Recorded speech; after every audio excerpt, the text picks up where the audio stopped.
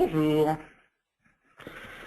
Bienvenue. Alma Consulting Group vous propose régulièrement d'assister à des séminaires en ligne, les fameux webinaires d'Alma sur différents sujets liés au financement de la recherche et de l'innovation, des sujets qui bien évidemment vous concernent. Alors aujourd'hui, le thème qui vous est proposé pour ce premier webinaire de 2015 concerne le crédit d'impôt innovation, une mise en œuvre efficace pour financer des projets d'innovants. Et pour aborder ce sujet, nous accueillons nos deux intervenants aujourd'hui qui sont Florent Rioux. Bonjour Florent. Bonjour Jean-Noël, bonjour à tous.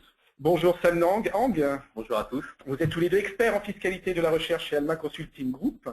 Alors, plusieurs dispositifs vous permettent de financer vos travaux de recherche et d'innovation. Nous évoquons assez régulièrement au cours des webinaires d'Alma le crédit d'impôt recherche, bien évidemment, une source de financement incontournable pour les entreprises. Et parmi les autres dispositifs de financement, eh bien, nous allons évoquer aujourd'hui le crédit d'impôt innovation. Ce dispositif est assez récent. Il a en effet été institué par la loi de finances 2013 et sa finalité est de favoriser la compétitivité des PME en diminuant leurs coûts liés à l'innovation. Or, un an un peu plus après son lancement, on se rend compte que le crédit d'impôt innovation ne semble pas avoir rencontré le succès escompté. Alors, on peut expliquer ceci par une instruction fiscale lacunaire sur certains aspects du dispositif, avec notamment une difficulté pour distinguer ce que l'on entend par activité de recherche et développement d'un côté et activité d'innovation. Et on peut évoquer, notamment pour illustrer cela, le récent rapport de la Chambre de commerce et d'industrie de la région Paris-Île-de-France. Ce rapport qui portait sur le thème, je cite, « débrider l'innovation » et dont l'une des préconisations est de clarifier le périmètre du crédit d'impôt innovation. Il y a même expliqué dans ce rapport le fait qu'il faut un champ d'application qui doit mériter des précisions. Donc, grâce au retour d'expérience acquis par Alma Consulting Group qui accompagne ses clients depuis la mise en place de ce dispositif, eh bien, l'objectif de ce webinaire est d'apporter des précisions sur le crédit d'impôt innovation. Un webinaire qui se veut interactif. Vous pouvez poser vos questions, n'hésitez pas. Vous avez pour cela une fenêtre de chat sur votre écran. Vous posez votre question et nous y répondrons tout au long de ce séminaire en ligne. On démarre, Florent, avec le séminaire de ce webinaire. Tout à fait. On va vous proposer donc une petite introduction pour illustrer les activités qui pourraient être éligibles et les sociétés qui pourraient bénéficier de ce crédit d'impôt innovation, replacer aussi ce crédit d'impôt innovation dans son contexte législatif. On verra ensuite en amont les méthodes qui permettent d'identifier les activités éligibles à ce crédit d'impôt innovation. On fera un petit point particulier sur l'agrément au crédit d'impôt innovation, qui est un cousin de l'agrément au crédit d'impôt recherche, mais qui a quelques spécificités. Nous verrons ensuite le contrôle crédit d'impôt innovation, nous donnerons quelques clés méthodologiques pour être serein en cas de contrôle, et verrons les points de vigilance, d'après notre tour d'expérience, qui est généralement expertisé et regardé par les inspecteurs des finances publiques. Enfin, nous verrons rapidement les méthodes qui nous permettent de sécuriser le crédit d'impôt innovation en amont via la procédure de rescrit C2I. Et enfin, nous conclurons sur l'ensemble des clés méthodologiques et des bonnes pratiques pour mettre en œuvre efficacement et sereinement ce crédit d'impôt innovation. Donc, commençons tout de suite en indiquant que le crédit d'impôt innovation est appelé crédit d'impôt innovation par abus de langage. C'est en réalité une extension du crédit d'impôt recherche. Donc, se déclare suivant les mêmes modalités et avec le même feuillet CERFA que le crédit d'impôt recherche. Et c'est donc un crédit d'impôt recherche étendu aux dépenses d'innovation. Il a été institué par la loi de finances pour 2013 qui vise à favoriser l'innovation et notamment à favoriser les PME et à les faire grandir en France. Dans la mesure où ce crédit d'impôt innovation vise principalement les PME, contrairement au crédit d'impôt recherche, il faut avoir le statut de PME au sens communautaire pour en bénéficier. Les dépenses éligibles sont plafonnées à 400 000 € par an et le taux applicable est de 20%.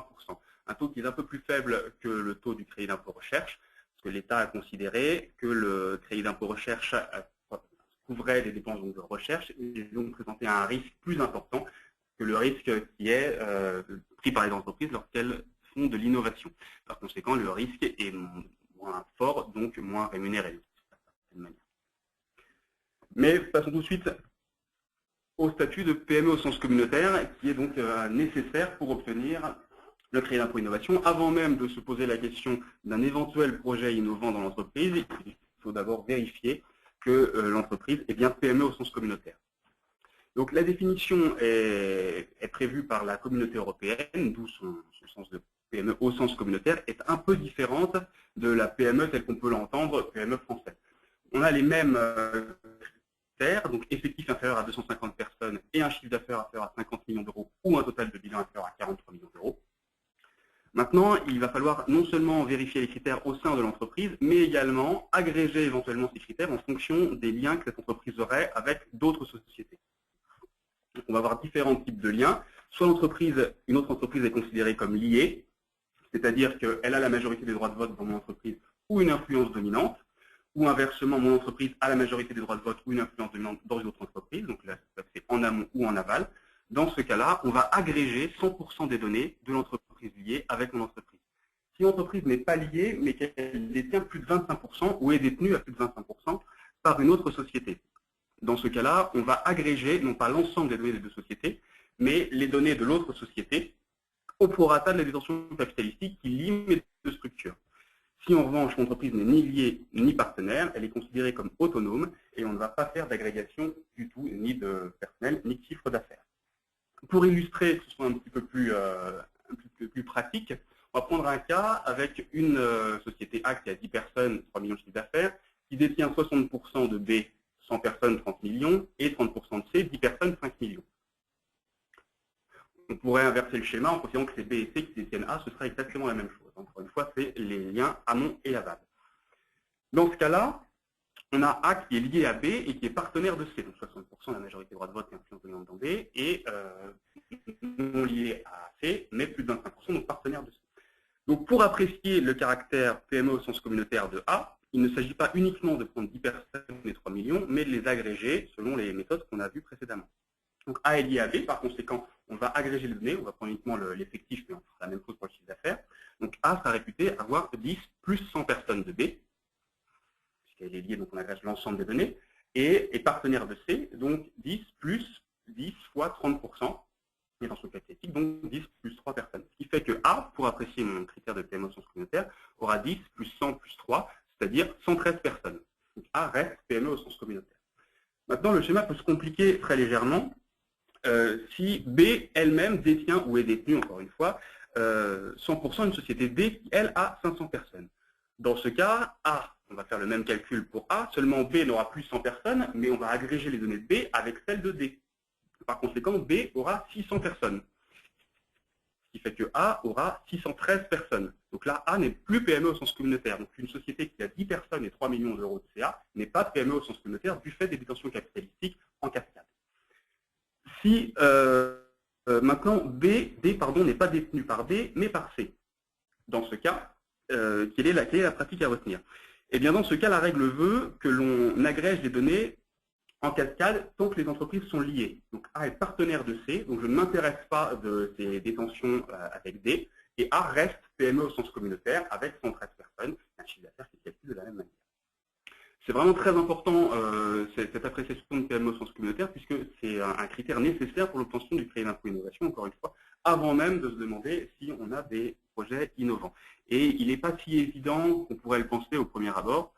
Par conséquent, je vous invite vraiment à y faire très attention et à voir l'ensemble des détentions capitalistiques, éventuellement en cascade, de vos structures avant de votre dispositif.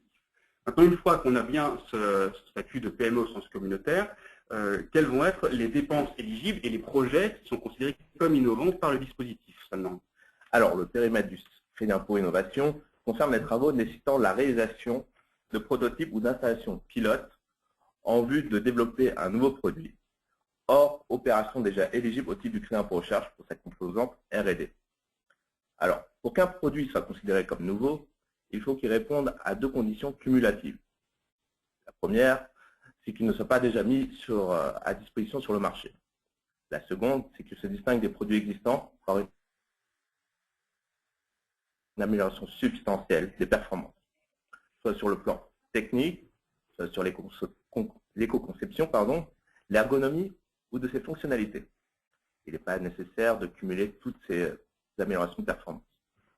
Un prototype ou une installation pilote, c'est un bien qui n'est pas destiné à être mis sur le marché. Mais par contre, c'est un moyen qui permet de vérifier, de démontrer l'atteinte de l'amélioration de performance. Alors, il faut savoir que l'innovation, toutes les innovations ne sont pas éligibles au titre du crédit d'impôt innovation. En effet, il faut prendre uniquement en compte l'innovation de produit, ce qui met de côté l'innovation de procédé, l'innovation d'organisation et l'innovation de commercialisation. Au sein de l'innovation de produit, il faut considérer uniquement l'innovation de produits de biens corporels ou incorporels, ce qui exclut le développement de services nouveaux. Cependant, si le service nouveau requiert le développement de biens corporels ou incorporels nouveaux, il peut rentrer dans le cadre du crédit d'impôt recherche pour sa composante innovation. Bien entendu, le produit doit être nouveau pour le marché et pas uniquement pour l'entreprise. Comme précisé précédemment, l'innovation passe par une amélioration de performance.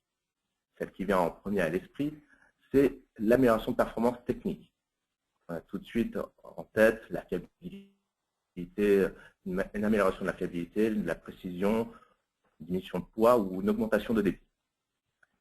Le produit peut être aussi considéré comme innovant par son éco-conception. L'éco-conception, c'est une approche globale qui prend en compte les impacts environnementaux et les impacts sur la santé humaine dans le développement du produit. Il y a lieu donc de considérer la durabilité ou la recyclabilité du produit ou la diminution de l'impact sur la biodiversité de ce produit.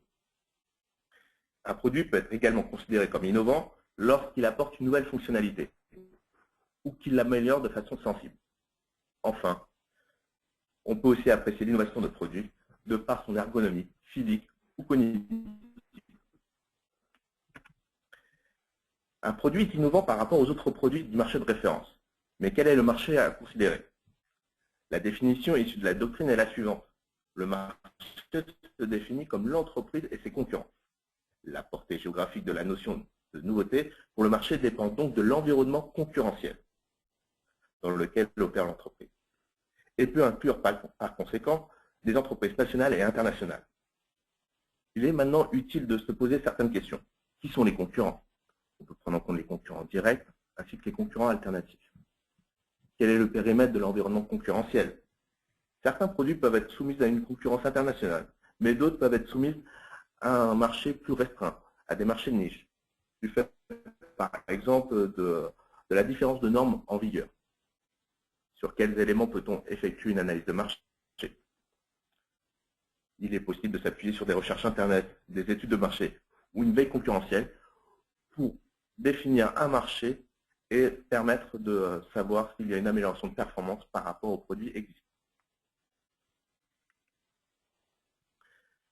Maintenant qu'on a décrit les activités qui sont éligibles au titre du crédit impôt innovation, essayons de mettre en perspective la partie R&D et la partie innovation. Alors, comme présenté auparavant, il y a 4 types d'innovation. L'innovation de produit, l'innovation de procédé, l'innovation de commercialisation et l'innovation d'organisation. Les activités de R&D constituent un sous-ensemble de ces activités d'innovation. Ainsi, on peut retrouver le périmètre qui est éligible au titre du crédit d'impôt recherche pour sa partie R&D, du moment qu'elle fait partie des domaines de recherche fondamentale, recherche appliquée ou développement expérimental.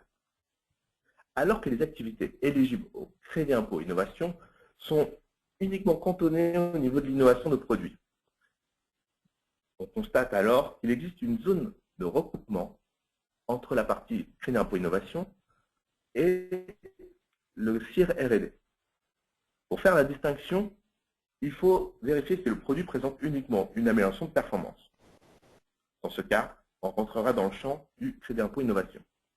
En revanche, si pour développer le produit, il a été nécessaire d'améliorer les techniques existantes par la levée de verrous ou levée d'incertitudes scientifiques, là, on rentrera dans le champ du CIR R&D.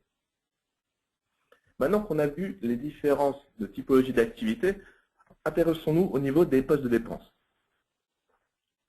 Alors, comme dans le cas du crédit impôt recherche, pour la partie R&D, les dotations d'amortissement des immobilisations sont éligibles au crédit impôt innovation, avec certaines réserves. En effet, seules les immobilisations créées ou acquises à l'état neuf, à partir du 1er janvier 2013, peuvent être considérées au titre des dépenses d'innovation. Pour les biens qui font l'objet de crédits baux, on ne peut pas les reprendre au titre du crédit d'impôt innovation. Concernant les dépenses de personnel, il est possible aussi de valoriser les dépenses de personnel en reprenant les rémunérations des personnes impliquées au prorata du temps passé aux opérations d'innovation. On peut retrouver des fonctions de designer, d'ergonome, qui, dans le cadre du crédit d'impôt recherche pour la partie R&D, sont acceptées avec plus de réserve. Il faut vérifier vraiment s'ils ont une partie prenante sur la levée d'incertitude. On peut aussi noter qu'il n'y a pas d'application du dispositif du jeune docteur, à savoir qu'on ne peut pas doubler les dépenses pour des jeunes docteurs dans le cadre du crédit d'impôt innovation. Pour les dépenses de fonctionnement, c'est identique aussi, à savoir qu'on reprend 75% des dotations aux amortissements des immobilisations et 50% des frais de personne. Pour la propriété intellectuelle, les frais de prise et maintenance de brevets sont éligibles aussi au titre du crédit d'impôt innovation. À cela s'ajoutent particulièrement les dépôts de dessins et de modèles.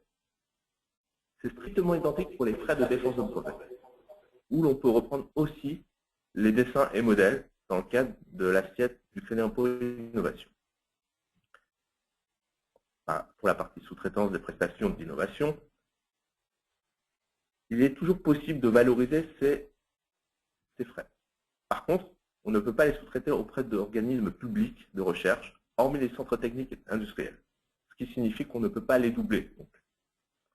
Aussi, il faut savoir qu'il n'y a pas de plafond de sous-traitance, contrairement à ce qu'on peut rencontrer dans le cadre du crédit d'impôt recherche pour la partie R&D. Merci Sam Lang. Je rappelle à ceux qui nous écoutent que vous avez la possibilité de poser vos questions. Pour cela, vous utilisez la petite fenêtre de chat qui apparaît sur votre écran et on va pouvoir y répondre.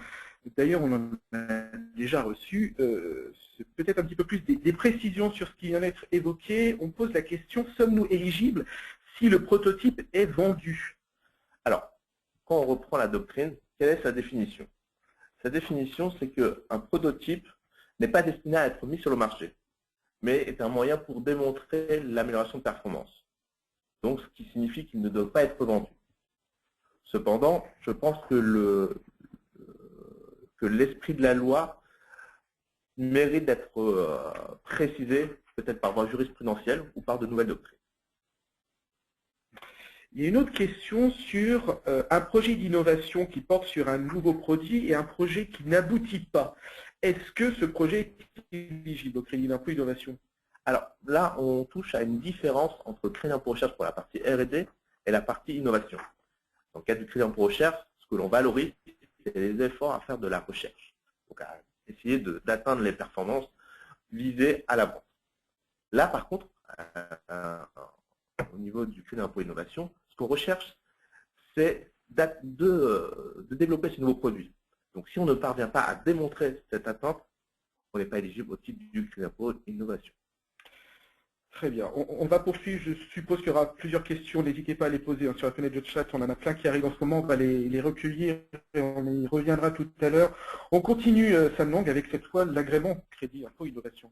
D'accord. Donc sur le dernier poste cité, poste de dépense, il y a certaines particularités. Au niveau du contenu, c'est pratiquement la même chose.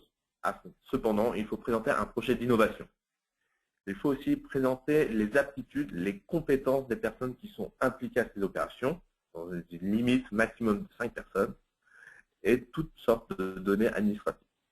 Au niveau du délai, pour une première demande, on a jusqu'au 30 juin de l'année pour laquelle l'agrément est demandé pour déposer le dossier. Dans le cas d'un renouvellement, on a jusqu'au 30 juin de la dernière année pour laquelle la société est agréée. Ceci peut être différenciant lorsqu'on demande un agrément au titre du crédit d'impôt innovation, ainsi que pour la partie crédit d'impôt recherche, pour la partie recherche. Là, pour un renouvellement, on a jusqu'au 31 décembre de la dernière année pour laquelle la société est agréée. Il est à noter que pour une société qui est agréée au C2I, les factures émises peuvent être incluses dans le C2I de la PME commanditaire. Ainsi, dans un principe d'éviter une double valorisation des mêmes dépenses, la société qui bénéficie de l'agrément doit déduire de sa propre assiette de crédit d'impôt innovation l'ensemble des factures émises vers les PME. Attachons-nous sur les organismes qui sont référents dans le domaine de l'agrément C2I. Lorsqu'on fait une demande d'un agrément R&D, ou bien que l'on demande une extension de cet agrément déjà existant au sein de l'entreprise à la partie innovation, ou bien qu'on demande tout simplement une demande simultanée d'un agrément C2I et CR&D, il faudra s'adresser à la Direction générale pour la recherche et l'innovation. En revanche, lorsqu'on fait une demande seule de crédit impôt innovation, on peut adresser cette demande à la Direction générale des entreprises. Très bien. Peut-être des précisions. L'agrément est accordé pour combien de temps? Eh bien, l'agrément est accordé généralement pour 3 ans. Néanmoins, l'agrément est accordé à l'appréciation de l'institution qui délivre l'agrément. C'est-à-dire qu'en fonction du potentiel qui ressort du dossier, il peut être accordé pour 1 an, pour 2 ans, pour 6 ans, sur des sociétés qui ont énormément de potentiel. Donc, on peut toujours demander à être agréé pour 3 ans, par exemple. Néanmoins, ça ne fait pas partie du formulaire. Donc, c'est vraiment à l'appréciation de l'institution qui va délivrer cet agrément. Il y a une précision qu'on nous demande d'apporter, toujours sur cette idée de PME au sens communautaire. Est-ce qu'on doit être PME au sens communautaire pour bénéficier de cet agrément C2I? Alors non. Effectivement, il faut être PME au sens communautaire pour bénéficier du crédit d'impôt innovation. Néanmoins, toutes les entreprises peuvent demander cet agrément crédit d'impôt innovation. Ceci afin qu'une entreprise PME qui sous-traite des activités d'innovation à une grande entreprise puisse bénéficier dans son propre crédit d'impôt innovation de cette sous-traitance. Il faut bien que la grande entreprise, l'entreprise en tout cas qui n'est pas PME, puisse obtenir cet agrément. Donc, le mécanisme d'agrément est ouvert à toutes les structures. Merci Florent. Comme vous aviez la parole, vous allez poursuivre avec cette fois le contrôle du crédit d'impôt innovation. Alors effectivement, une fois qu'on a bien identifié les projets qui relèvent du crédit d'impôt innovation, qu'on est certain d'être PME au sens communautaire, il va s'agir de justifier l'ensemble de ce projet en cas de contrôle. Comme le crédit d'impôt recherche, le crédit d'impôt innovation est un dispositif déclaratif qui est soumis à l'exercice du contrôle. Alors l'exercice du contrôle est un petit peu le même que pour le crédit d'impôt recherche, parce qu'encore une fois, c'est le même dispositif étendu aux dépenses d'innovation. Le contrôle peut être déclenché par l'administration fiscale, par le ministère de l'Enseignement supérieur ou la DG6, donc Direction générale de la compétitivité de l'industrie et des services. Et également, l'administration fiscale peut déclencher le contrôle et par la suite mandater pour la partie technique soit le ministère de l'Enseignement supérieur, soit les directs, les directions régionales des entreprises, de la concurrence, de la consommation, du travail et de l'emploi, qui est plus spécifique au crédit d'impôt innovation. Encore une fois, le ministère de l'Enseignement supérieur.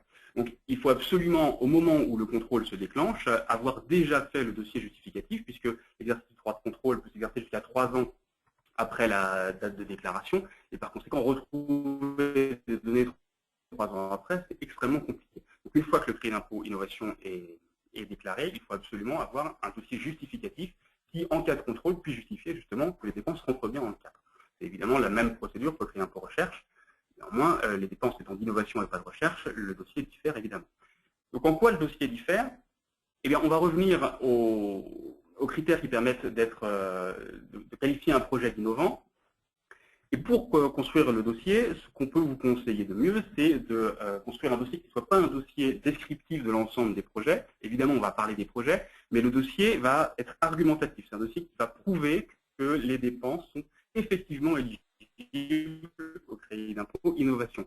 Pour cela, il faut d'abord se poser la question, avant même de commencer à écrire le dossier, quelles sont les performances supérieures que mon produit a finalement apportées? Est-ce que c'est une performance technique, ergonomique, fonctionnalité, éco-conception, ou bien deux performances mixtes? On peut évidemment en décrire deux. Donc il faut identifier cette performance et par la suite orienter l'ensemble du dossier sur cette performance pour prouver que cette performance est bien supérieure. Donc, il y a une phase de réflexion, création d'une argumentation avant même de se lancer dans la description du projet. Une fois qu'on a identifié la façon dont on va pouvoir prouver cette performance supérieure, on va créer ce dossier qui est encore une fois un dossier démonstratif ou argumentatif pour lequel toutes les parties sont liées. Il ne s'agit pas de décrire les parties au fur et à mesure sans tenir nécessairement compte de la précédente, mais juste en parlant du projet. Il va falloir identifier, mettons qu'on prenne la performance supérieure qui est une performance ergonomique. On va avoir une première partie d'état du marché, c'est la trame qui est définie. Dans l'état du marché, on va parler des autres produits et plus spécifiquement de leur ergonomie et de leurs limites ergonomiques pour pouvoir ensuite démontrer que notre produit est supérieur sur le plan de l'ergonomie. Dans les objectifs visés, évidemment, l'objectif simple pourrait être de dire on souhaite apporter un nouveau produit sur le marché qui est plus performant. Néanmoins, comme une fois encore, on a décidé de viser l'ergonomie et qu'on est encore une fois sur un dossier démonstratif, on va parler de l'objectif d'un point de vue ergonomique, apporter une ergonomie nouvelle ou une ergonomie supérieure sur le marché, pour tel ou tel produit. Les travaux effectués vont se cantonner à l'ensemble des travaux qui ont été faits, avec l'accent évidemment mis toujours sur cette partie ergonomique. Et les travaux effectués vont faire écho à la fois à l'état du marché et à l'objectif, des travaux qui vont être faits pour obtenir une ergonomie supérieure. Donc des travaux principalement axés sur l'ergonomie, encore une fois. Et la performance atteinte va découler évidemment des travaux, mais devra pouvoir être utilement reliée à l'état du marché. On va avoir un écho entre ces deux parties. L'état du marché était limité sur la partie que j'ai voulu démontrer d'ergonomie, et la performance atteinte est supérieure. Et à partir de là, on a démontré que mon projet est bien un projet d'innovation. Évidemment, l'ensemble des travaux qui sont décrits doivent être des travaux qui ont été effectués par l'entreprise. J'attire vraiment l'attention de nos auditeurs sur la cohérence entre ces différentes parties. On doit retrouver dans chaque partie ce qui a été dit à la partie précédente. Donc le principe général. Une fois qu'on a créé ce dossier, il ne va pas s'agir uniquement d'avoir ce dossier, puisqu'en cas de contrôle, l'administration peut indiquer qu'effectivement le projet est un projet d'innovation. Néanmoins, qu'est-ce qui va prouver à l'administration que ce projet a bien eu lieu? Donc, il est recommandé, une fois qu'on a créé le dossier, de compiler l'ensemble de la documentation existante de l'entreprise et de la mettre en annexe du dossier ou bien de l'avoir en archive, peu importe. C'est une documentation qui va pouvoir montrer que les travaux ont bien eu lieu, sont bien conformes à ce qui a été décrit dans le dossier technique. Donc une documentation scientifique qui peut être des photographies du prototype, des rapports d'essai de prototype, des comptes rendus de réunion, des échanges de mails, retracer les temps qui sont passés sur le projet, etc. Donc à partir de ce dossier, on va avoir quelque chose qui est suffisamment solide pour être serein dans le cas de venue de l'inspecteur. Maintenant, le dossier technique va permettre de justifier la partie éligibilité du crédit d'impôt innovation. Néanmoins, même si c'est évidemment la plus grosse partie, un certain nombre de dépenses doivent également être justifiées. Donc les données qui sont les plus regardées et qui sont les plus critiques, parce que parfois les plus difficiles ou les plus complexes à appréhender, sont d'une part les dépenses de sous-traitance. Il va falloir prouver que la sous-traitance qui a été effectuée concerne des travaux qui sont éligibles au crédit d'impôt innovation. Ce n'est pas parce que l'entreprise à qui on a sous-traité certains travaux est agréée que nécessairement la facture va pouvoir être prise en compte dans le cadre du crédit d'impôt innovation. Donc il va falloir être en mesure de justifier le type d'opération menée, soit par le contrat, soit par le cahier des charges, soit directement par des mails avec le prestataire, des comptes rendus. Mais il va falloir vraiment prouver que les travaux effectués par notre sous-traitant sont bien éligibles et qu'évidemment le sous-traitant est agréé pour reprendre sa facture. Un autre point de vigilance qui est une différence avec le crédit d'impôt recherche pour dépenses de recherche est lié à la veille concurrentielle. Les dépenses de veille concurrentielle ne sont pas éligibles au crédit d'impôt innovation. Évidemment, il va falloir passer du temps à faire de la veille concurrentielle pour définir notre état du marché et donc créer un dossier justificatif. Néanmoins, ce temps passé ne peut pas être retenu dans le cadre du crédit d'impôt innovation. Donc, il ne faut évidemment pas les décrire dans la partie travaux, qui correspond uniquement aux dépenses éligibles. C'est assez différent du crédit d'impôt recherche, pour lequel le pendant de la veille concurrentielle, qui est la veille technologique, est éligible et fait l'objet même d'un poste de dépense à part, le poste de dépense veille technologique, qui est plafonné à 60 000 € dans le cadre du crédit d'impôt pour dépenses de recherche. Dans le cadre du crédit d'impôt innovation, cette veille concurrentielle n'est pas éligible. J'attire votre attention sur ce point. Elle est nécessaire, mais non valorisable. Et enfin, le dernier point concerne la justification des temps retenus, qui est de plus en plus regardée par les inspecteurs des finances publiques. L'idée étant de dire comment avez-vous retenu les temps. Je vois bien que vous avez fait un projet d'innovation, quels ont été les temps retenus, quelle méthodologie avez-vous appliquée pour retenir ces temps. Prouvez-moi que ces temps ont bien été passés. Et la doctrine administrative nous dit que les temps retenus doivent être suffisamment rigoureux et précis. C'est une notion qui est relativement vague. La jurisprudence précise un petit peu ces points de la doctrine en indiquant que les temps doivent être rigoureux et précis en fonction des possibilités de l'entreprise. Par exemple, si l'entreprise a un système de pointage, évidemment, il va falloir fournir les temps par système de pointage. Néanmoins, on ne peut pas se satisfaire, en tout cas l'administration ne peut pas se satisfaire, et donc nous non plus, d'un temps qui serait déterminé de façon forfaitaire. C'est-à-dire que cette personne a 40% de son temps, globalement, passé à mon projet d'innovation.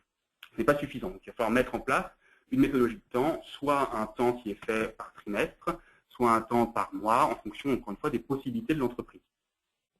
Il est préférable, dans ce cadre, de disposer d'un phasage des projets valorisés, tant de temps passé pour la conception du prototype, tant de temps passé sur chaque essai pour chaque personne, etc. Donc voilà pour cette partie qui est importante également. Quand on parlait de la documentation à compiler, elle en fait partie. Et évidemment, il est préférable de déterminer ces temps en amont, c'est-à-dire d'instituer dans l'entreprise un système précis et rigoureux de suivi des temps, même si ce n'est pas nécessairement heure par heure, pour pouvoir ensuite le ressortir et donc le justifier facilement. Maintenant, il s'agit de la partie contrôle fiscal. Il est également possible de sécuriser en amont sa déclaration de crédit d'impôt innovation sans attendre même le contrôle fiscal. C'est la procédure de rescrit. La procédure de rescrit qui est spécifique au rescrit crédit d'impôt innovation. Alors, quelle est cette procédure? Eh bien, c'est une procédure facultative. Donc, on ne peut pas vous reprocher de ne pas l'avoir mise en œuvre. Néanmoins, elle permet de sécuriser un projet d'innovation avant même que le projet soit déclaré. Quel est le délai? La demande doit être déposée au plus tard 6 mois avant la date limite de dépôt de la déclaration, ce qui signifie concrètement que pour une société qui clôture son exercice fiscal au 31 décembre, mettons 2015, elle va déclarer son crédit d'impôt innovation et son crédit d'impôt recherche, si elle ne sert pas, au plus tard au 15 mai 2016, et par conséquent, devra envoyer son rescrit crédit d'impôt innovation avant le 15 novembre 2015, donc avant que son projet soit totalement fini, mais avec malgré tout une bonne visibilité sur son projet. Cette demande est envoyée à l'administration fiscale dans le cadre du crédit d'impôt innovation. Le contribuable, là, n'a pas le choix, contrairement au rescrit crédit d'impôt recherche, où on peut l'envoyer soit à l'ANR, soit à la Banque publique d'investissement. Ici, la demande est nécessairement adressée à l'administration fiscale. L'administration est de son côté tenue de répondre dans un délai de 3 mois. Passé ce délai, l'avis favorable est tacitement accordé. Ce qui signifie évidemment que l'administration est motivée dans sa réponse par le fait que son silence vaudrait accord tacite. Donc, la plupart du temps, on a des réponses quand on met en œuvre cette procédure de rescrit. Donc, quelles sont les conséquences de l'avis de l'administration dans ce délai de 3 mois, ou de l'absence d'avis dans un délai de 3 mois qui vaut avis favorable? Dans le cas où l'avis est favorable, qu'il soit tacite ou express, l'administration ne peut procéder à aucun rehaussement ultérieur sur la base du projet qui a été décrit et sur lequel elle s'est prononcée, de façon tacite ou express encore une fois. La sécurité juridique, en revanche, ne s'applique évidemment que si la présentation est précise, complète et de bonne foi, si les éléments sont volontairement dissimulés à l'administration, son avis ne l'engage plus. Si la présentation n'est pas suffisamment précise, elle ne l'engage pas non plus, et pas suffisamment complète, évidemment, elle ne l'engage pas. La portée, en revanche, est limitée à l'éligibilité du projet. Dans le cadre d'une demande de rescrit d'innovation, on ne peut présenter qu'un seul projet. Si on veut présenter plusieurs projets, il va falloir faire plusieurs rescrits. Et la portée est limitée à l'éligibilité de ce projet. Donc l'ensemble des dépenses qui sont autour ne sont pas concernées. L'avis est défavorable maintenant. Donc on n'a pas d'avis tacite et on a un avis de l'administration qui dit que le projet n'est pas innovant, ne rentre pas dans les critères en tout cas. Eh bien, le contribuable a 2 mois pour saisir le collège territorial et faire valoir son opinion sur cet avis, donc contester en fin de compte cet avis. En revanche, dans la mesure où il conteste l'avis rendu, le contribuable ne peut procéder à aucune modification de son rescrit. Il ne peut pas invoquer d'éléments nouveaux qui n'auraient pas été portés à la connaissance de l'administration préalablement. En fin de compte, le but de cette démarche est de dire qu'il y a eu une erreur d'appréciation sur mon dossier. En gardant le même dossier, je vais vous montrer qu'il est bien éligible. Sur sa demande, le contribuable peut être entendu par ce collège territorial et donc faire valoir ses arguments de vive voix. Et l'administration répond encore une fois dans un délai de 3 mois. Et à nouveau, si l'administration ne répond pas dans le délai de 3 mois, l'avis favorable est tacitement accordé. Et si, en cas d'avis défavorable, on a la possibilité de redéposer un rescrit? Alors tout à fait. En cas d'avis défavorable, il est possible de redéposer un rescrit. Néanmoins, j'attire votre attention sur le fait que le délai de dépôt est le même. Par conséquent, étant donné le délai de 3 mois, admettons que j'ai déposé mon rescrit au 1er octobre, mon délai de 3 mois est passé. Par conséquent, j'ai dépassé le 15 novembre si je clôture au 31 décembre et je ne peux plus, du point de vue des délais, déposer un nouveau rescrit. Maintenant, si le rescrit a été déposé suffisamment en amont, je peux tout à fait déposer un nouveau rescrit. Et dans ce cas-là, je peux évidemment apporter des éléments nouveaux, compléter en fonction de la réponse de l'administration fiscale. Et contrairement à la saisine du collège territorial, apporter tous les éléments nouveaux que je souhaite avoir. Et la nouvelle procédure se met en route à nouveau. Parfait. Alors pour finir, Sanang, quelles sont les bonnes pratiques à retenir? Alors, au niveau des bonnes pratiques, comme pour créer un pro recherche pour sa partie R&D, il est important de collecter les informations au fur et à mesure. Ça passe par, soit au niveau du projet, de bien recueillir tout ce qui correspond au temps passé, au phasage du projet. Nous avons aussi une importance à collecter les informations sur les postes de dépenses, sur les salaires, les rémunérations, les matériels qui ont été utilisés, les prestations qui ont été sous-traitées. Par rapport au personnel, il faut pouvoir démontrer de leurs compétences. Il est utile donc de recueillir les CV ou les diplômes des personnels impliqués. Il faut adopter une grande rigueur dans la qualification et la gestion des projets. Il est donc nécessaire de pouvoir déterminer, par exemple, avec précision, la quantification, la qualification de l'amélioration de performance. Il est utile de gérer au mieux les agréments des prestataires et de vérifier leur renouvellement si nécessaire. Enfin, en cas de contrôle, il est toujours souhaitable de pouvoir apporter des preuves sur les prototypes qui ont été utilisés. Donc, s'il est possible de les conserver ou d'avoir une trace, ce sera pour le mieux dans le cadre d'une procédure de contrôle. Merci messieurs. Alors maintenant, ça va être la place aux questions. On en a reçu quelques-unes. On a essayé de les regrouper par thématique. N'hésitez pas à poser vos questions grâce à la fenêtre de chat qui apparaît sur votre écran. On va essayer de pouvoir les regrouper pour qu'on ne soit pas confus. On va parler des postes de dépenses, par exemple. Question, est-ce que les dépenses liées à des techniciens, donc à des personnes qui ne sont pas ingénieurs, est-ce que ces dépenses sont éligibles au crédit d'impôt innovation? Oui, alors tout à fait. Les dépenses qui sont liées aux techniciens sont tout à fait éligibles au crédit d'impôt innovation, à condition toutefois, comme dans le cas du crédit d'impôt recherche, que ces techniciens soient encadrés par des personnels qui ont un diplôme suffisant, même un diplôme de designer ou d'ergonome, là, contrairement au crédit d'impôt recherche, mais les techniciens de recherche qui apportent les techniciens d'innovation en l'occurrence, qui apportent leur concours aux chercheurs, aux designers, aux ergonomes, peuvent tout à fait être retenus dans le cadre du crédit d'impôt innovation. Toujours en ce qui concerne les postes de dépenses, la part des amortissements affectés à l'innovation déclarés au titre du crédit d'impôt innovation peut-il servir à la production?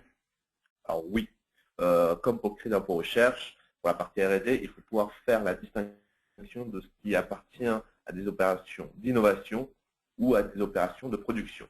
Toutefois, il faut encore une fois bien vérifier que ces immobilisations ont été acquises ou créées à partir du 1er janvier 2013.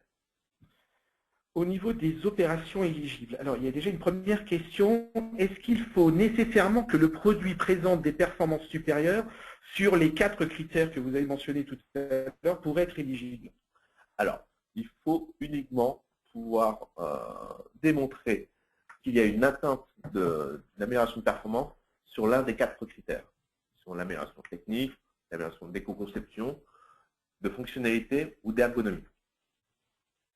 Et du coup, il y a peut-être une question aussi qui revient là-dessus, la modification d'un aspect et de propriété d'un produit existant, faisant novation pour le proposer à un nouveau marché, est-ce que ça c'est éligible?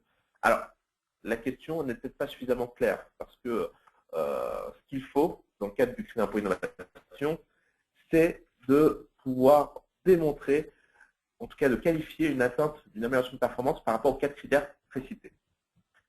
Lorsqu'on modifie l'aspect ou les propriétés d'une fonction, il faut donc pouvoir démontrer qu'il y a une atteinte de performance par rapport aux 4 critères, à l'un des 4 critères cités. Donc il faudra vérifier au plus juste ce projet-là pour pouvoir savoir si ce projet est éligible. Alors, concernant l'agrément crédit d'impôt innovation, il y a plusieurs questions qui se regroupent, où on nous demande un peu quel est l'intérêt à se faire agréer. Il y a même une précision, est-ce qu'il y a un intérêt pour une grande entreprise de demander un agrément C2I? Eh bien, tout dépend de l'entreprise en question. Effectivement, ce qui est intéressant quand on est une grande entreprise et qu'on n'est pas PME au sens communautaire, c'est que de toute façon, on ne peut pas bénéficier du crédit d'impôt innovation et par conséquent, les dépenses d'innovation ne pourraient de toute façon pas être retenues. Par conséquent, on ne perd pas à être agréé. En revanche, il y a un avantage qui est commercial pour ces grandes sociétés qui, si elles souhaitent travailler avec de nombreuses PME, vont pouvoir facturer à des PME des opérations que les PME vont pouvoir reprendre dans leur propre crédit d'impôt innovation. Et ce qui revient en fin de compte à 20% de la facture en moins pour la PME à travers son crédit d'impôt innovation. Donc si l'entreprise souhaite, même la grande entreprise souhaite travailler avec de nombreuses PME, c'est intéressant d'être agréé pour elle. En revanche, si elle ne travaille que très peu avec des PME, l'agrément n'a pas énormément de valeur commercialement. Toujours d'un point de vue d'agrément C2I, dans le cas où on souhaite demander un agrément CIR et C2I, est-ce qu'on est obligé de décrire aussi le projet d'innovation? Alors oui, lorsqu'on demande l'ensemble des agréments, comme vous l'avez indiqué Sam Nang, on va passer par le ministère de l'Enseignement supérieur et de la Recherche. Et dans ce cas, on va présenter un projet de recherche et également un projet d'innovation. Généralement, toutefois, lorsque le projet de recherche est accepté, on considère que l'entreprise a les moyens de mener des opérations d'innovation. Pour exemple, au moment où l'agrément C2I s'est mis en place, toutes les sociétés qui étaient agréées crédit d'impôt recherche n'avaient qu'à envoyer un courrier en indiquant qu'elles étaient déjà agréées crédit d'impôt recherche et souhaitaient simplement obtenir l'agrément crédit d'impôt innovation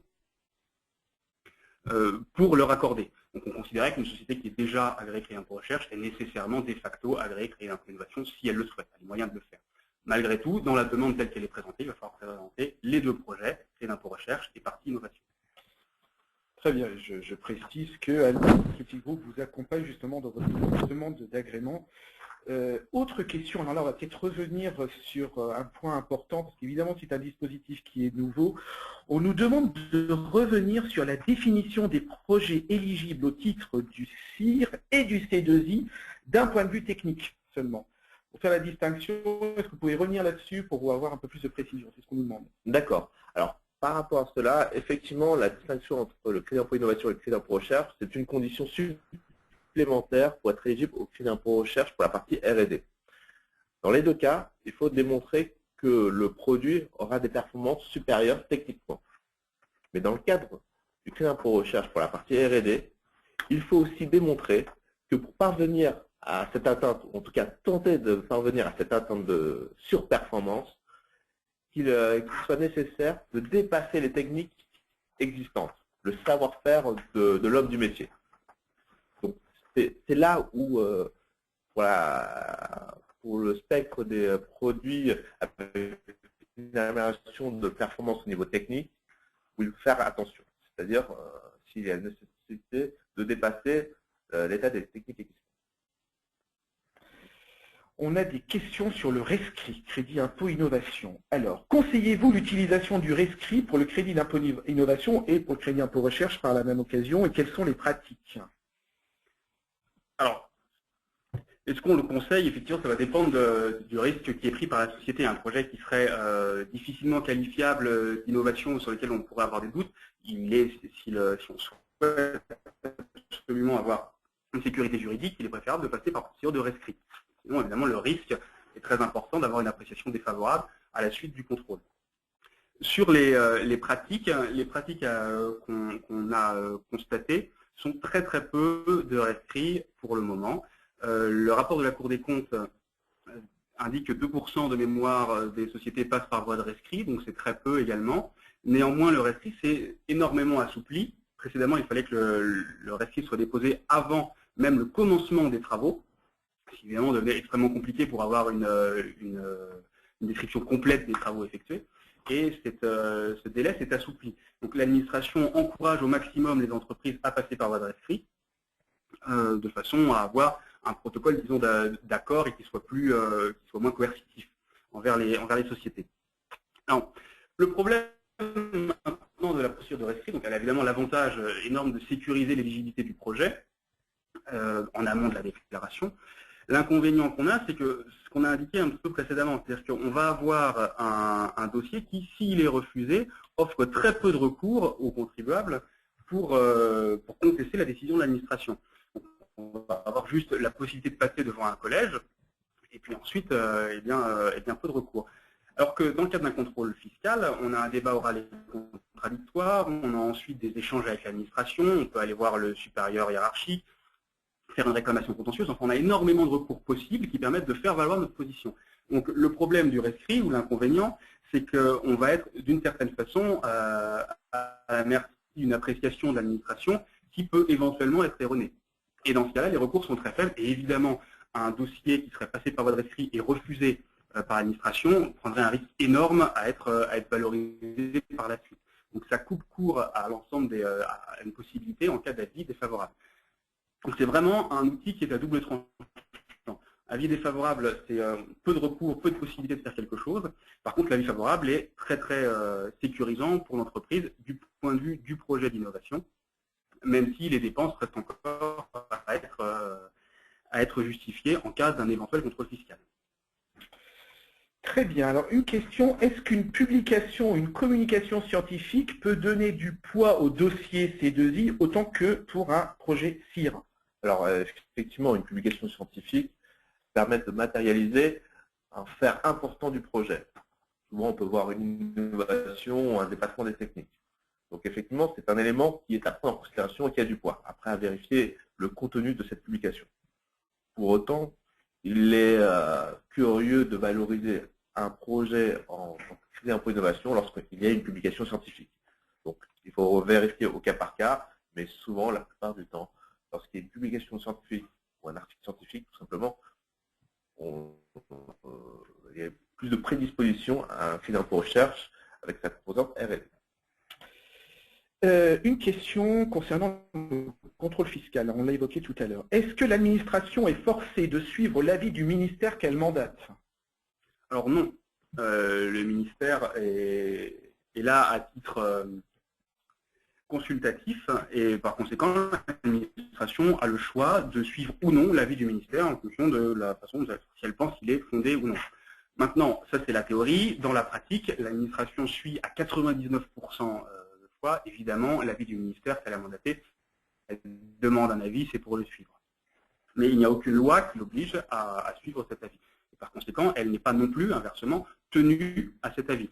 Donc, il nous arrive d'avoir des administrations qui nous indiquent que du fait de l'avis du ministère, elles sont obligées de notifier un redressement. Ça, c'est complètement faux. L'avis ne lie absolument pas l'administration dans ses propositions de redressement. Très bien. Et je rappelle aussi qu'Alma Consulting Group vous accompagne dans le cas d'un contrôle fiscal également. N'hésitez pas à nous contacter. Dernière question. On revient sur le rescrit. Finalement, c'est un sujet qui semble intéressant. On nous demande si le rescrit JEI, Jeune Entreprise Innovante, est-il identique au rescrit C2I? Alors, pas tout à fait. Pour rappel, la Jeune Entreprise Innovante, c'est un statut qui permet aux jeunes entreprises qui font des dépenses de recherche et développement d'obtenir des exonérations fiscales et sociales. Il est également possible de passer par voie de rescrit pour obtenir ce statut ou pour s'assurer de l'obtention de ce statut. En revanche, il y a certaines différences, notamment évidemment une différence dans la forme. Les critères demandés par les entreprises innovantes sont différents des critères de crédit d'impôt innovation.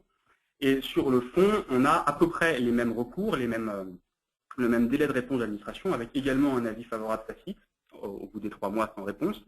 En revanche, les délais de présentation du rescrit d'entreprise innovante ne sont pas liés aux 6 mois donc avant la date limite de dépôt, puisqu'il n'y a pas de date limite de dépôt, c'est un statut, la entreprise innovante. Par conséquent, on peut théoriquement déclarer un projet qui est passé, un projet qui est en cours, au titre de l'agence innovante, faire un rescrit. Ce n'est pas le cas du crédit d'impôt innovation, pour lequel le projet doit, la déclaration de rescrit doit être faite 6 mois avant la date limite de dépôt. Donc on a un délai qui est plus restrictif. Et j'ajoute pour finir que si le projet est pluriannuel, dans le cadre d'un rescrit crédit d'impôt innovation, la demande de rescrit doit être faite 6 mois avant la date limite de dépôt de la première année auquel le projet a été engagé. Un projet qui durait sur 5 ans, on ne peut pas demander à la 4e année si mon projet est éligible. Il faut le demander dès la première. Ce n'est pas le cas non plus dans le cadre du rescrit d'entreprise innovante. Merci. Si vous avez encore d'autres questions, vous n'hésitez pas, vous pouvez les envoyer à Karima Bebarek à l'adresse qui s'inscrit sur votre écran. Vous avez même la possibilité, si vous le souhaitez, de demander le diaporama qui vient de vous être diffusé. Donc, vous n'hésitez pas. Prochain rendez-vous, prochain webinaire, jeudi 12 février à 10 h, crédit d'impôt recherche, les points de vigilance pour une déclaration sécurisée. Ce sera avec Aurélie Robert et Émeric Avizou, experts de la fiscalité et de l'innovation au sein d'Alma. Vous souhaitez vous inscrire, vous avez raison, c'est gratuit, vous contactez là encore Karima Desbarek à l'adresse qui s'indique sur votre écran. Et puis la suite des webinaires, vous pouvez d'ores et déjà planifier dans vos agendas le jeudi 12 mars à 10 h pour le contrôle fiscal. Première partie, c'est un webinaire en partenariat avec le cabinet d'avocats Hoche. Première partie animée par Delphine Gonzalez et maître Éric Quentin, donc jeudi 12 mars à 10 h. Deuxième partie avec Olivia Cerveau-Reynaud et maître Éric Quentin, c'est le mardi 24 mars, toujours à 10 h. Et enfin, le jeudi 2 avril, nous parlerons de la justification scientifique du crédit d'impôt recherche. C'est également à 10 h, ce sera avec Nathalie Wang et Sylvain Richer. Vous pouvez vous inscrire là encore auprès de Karima Desbarek à l'adresse qui s'indique également sur votre écran. Merci messieurs pour cette présentation. Merci à tous. Merci à vous. Tous ceux qui ont participé à l'organisation de ce webinaire se joignent à moi pour vous souhaiter une bonne fin de journée. À bientôt. Rendez-vous le 12 février. Merci à tous.